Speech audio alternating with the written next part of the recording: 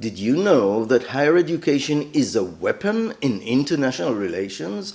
Have you heard about the idea of soft power and the role that international educational programs play in adding power to those in power? Let me tell you a personal story. Many years ago, I was a postdoctoral student in the Fulbright program. I spent a year at the University of Chicago. The stipulation stated that I had to go back to my home country, but also that I should maintain positive relations with the Fulbright Foundation and USA more generally.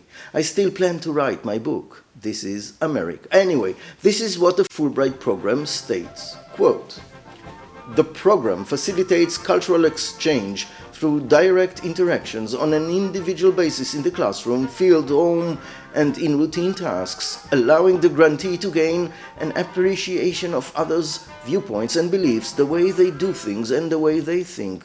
Through engagement in the community, the individual will interact with their hosts on a one-to-one basis in an atmosphere of openness, academic integrity, and intellectual freedom, thereby promoting mutual understanding." Anyway, you can clearly see why Fulbright is a soft power tool for US foreign policy.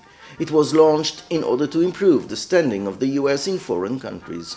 Fulbrighters are deemed ambassadors of goodwill. They are invited to study in the US and remain affiliated with it for a lifetime. More than 25 years later, I still receive invitations. But it took time until the US became the largest importer of foreign students and mostly would-be foreign country leaders. The UK was, thanks to colonialism, the largest hub for human capital for foreign leaders. But now it has lost its leadership position to the US. In fact, the UK has fallen further behind the US in a soft power index produced by the Higher Education Policy Institute, which shows how many serving world leaders were educated in countries other than their own. In the first year of the index, 2017, there were more world leaders who had been educated in the UK than in any other country, including the US. But the US overtook the UK in 2018 and has been extending its lead since. The 2022 edition shows that 67 serving leaders were educated in the US, up to leaders last year than 10 since 2017. On the contrary, the UK educated 55 leaders, down 2 in the last year and 3 since 2017.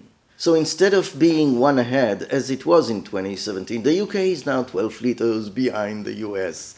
For example, UK educated world leaders to have stepped down in the past year include prime ministers of Lebanon, Pakistan, and Mozambique. Other countries that have educated significant numbers of world leaders are France with 31, Russia with 10, Australia and Switzerland, both with 7 world leaders, Canada and Germany, both having educated 6 leaders, Italy and South Africa, both educated 5 world leaders. Hello, I am Professor Gad Yair, and in my YouTube channel and my course, Land Your Academic Career, you will learn everything you need to know about academia and science career. Here, I provide you with tips, suggestions, and recommendations, along with general exposure to trends in higher education. Join me on your journey to land your academic career.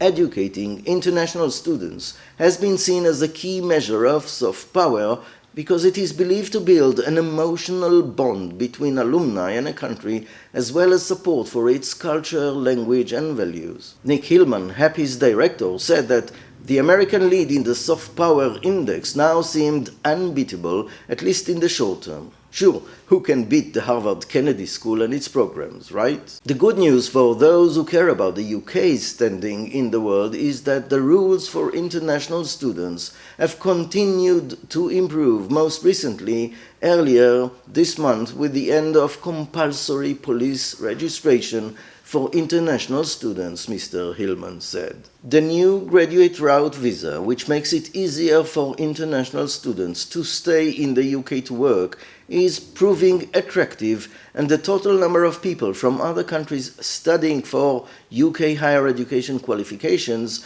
continues to grow. If you do not understand what I am talking about, watch my previous talk on work visas for international students in the UK. The link will appear at the end.